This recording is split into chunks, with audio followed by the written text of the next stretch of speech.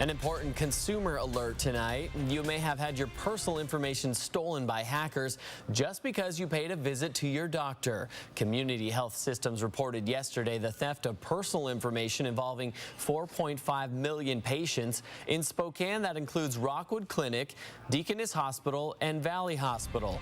KXLY4's Allie Norton working for you tonight. She joins us live at Deaconess Hospital. Allie, how can people be impacted by this? Aaron, hackers were able to gain access to names, birthdays, phone numbers, addresses, social security numbers. So anybody who had visited any of those three facilities the past 5 years may have had their information compromised and could be at risk for fraud. Community Health Systems, which operates Deaconess, Rockwood Clinics, and Valley Hospitals, is now added to the long list of companies that have fallen victim to cyber attacks.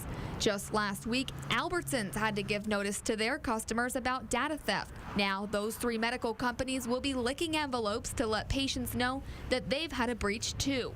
These are the knowns. Community Health Systems says that the attack took place April and June of this year. Hackers acquired names, birthdays, addresses, and social security numbers. Medical and credit card information was not taken. Patients who have used or been referred to those facilities in the last 5 years are at risk for fraud.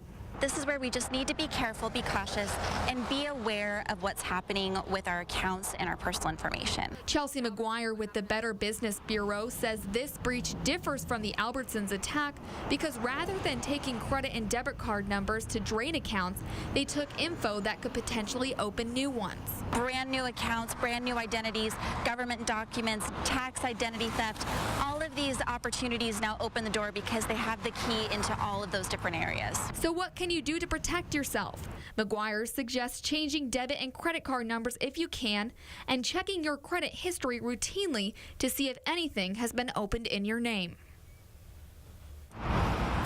And in a statement released to KXLY, Jill Fix with Rockwood Health Systems says that they don't have any reason to believe that any of this data will be used, but they are sending out letters to people who may have been affected with also offering free identity theft protection.